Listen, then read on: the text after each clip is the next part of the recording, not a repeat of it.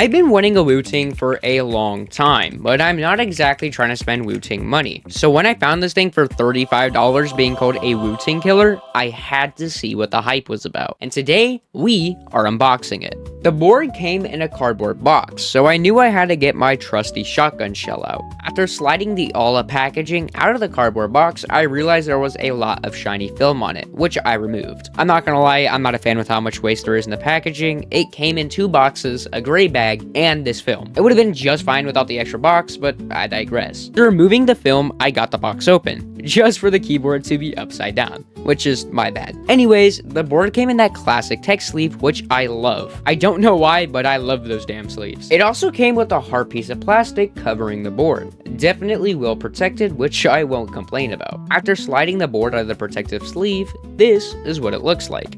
And you know I had to do a quick sound test.